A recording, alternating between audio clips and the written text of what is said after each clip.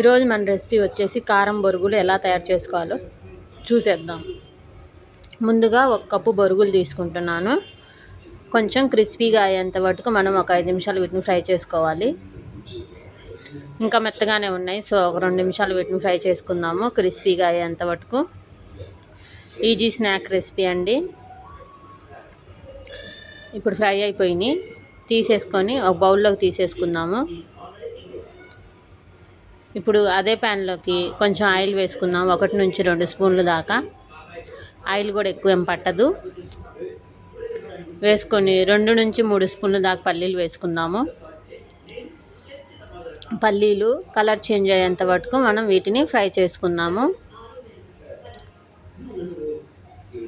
చూసారు కదా, ఈ విధంగా ఫ్రై చేసుకొని మనం ఫ్రై చేసి పెట్టుకున్న బొరుగుల్లోకి వేసేసుకుందాము. వేసుకొని ఇప్పుడు జీడిపప్పు కూడా వేసుకుందాం. ఆప్షనల్, మనకి ఇష్టం ఉంటే వేసుకోవచ్చు, లేకపోతే లేదు. జీడిపప్పు కూడా కలర్ చేంజ్ అయ్యేంత వరకు వీటిని కూడా ఫ్రై చేసుకుందాము. వీటిని కూడా ఇప్పుడు ఈ మరమరాల్లోకి వేసేసుకుందాము. ఇప్పుడు ఇదే ఆయిల్లోకి కరివేపాకుని ఫ్రై చేసుకోవాలి. ఫ్రై చేసుకొని కరివేపాకును కూడా వేసేసుకుందాం.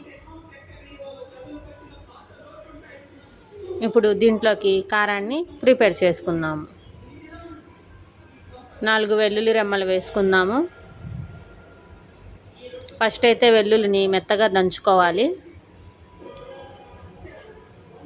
దంచుకొని 1 నుంచి 2 స్పూన్ల దాకా కారం వేసుకోవాలి. వేసుకొని ఒకసారి మొత్తం కలిపేసుకుందాం, వెల్లుల్లి కారానికి పట్టే విధంగా. ఇందులోకి 1 స్పూన్ జీలకర్ర కూడా వేసుకున్నాము. టేస్ట్ అయితే చాలా బాగుంటుంది ఇలా తయారు చేసుకుంటే కారాన్ని. కొంచెం మెత్తగా కాకుండా జీలకర్ర కచ్చపచ్చాగా దంచుకొని పక్కన పెట్టేసుకుందాము. అదే ఆయిల్లోకి 2 పచ్చిమిర్చిని ఫ్రై చేసుకొని మనం నూరి పెట్టుకున్న వెల్లుల్లి కారాన్ని వేసుకొని 1 నిమిషం పాటు అలా ఆయిల్లో ఫ్రై చేసుకుంటే టేస్ట్ అయితే అదిరిపోతుందండి. ఇలా ఫ్రై చేసుకుని మరమరాల్లో వేసుకుంటే. ఇప్పుడు పుట్నాల పప్పును కూడా వేసుకుందాము. వేసుకొని 1 నిమిషం పాటు అలా కలుపుకుందాము. చూసారు కదా, కలిపేసుకొని కొంచెం టేస్ట్ తగినంత సాల్ట్ని కూడా ఇందులోకే వేసేసుకోవాలి.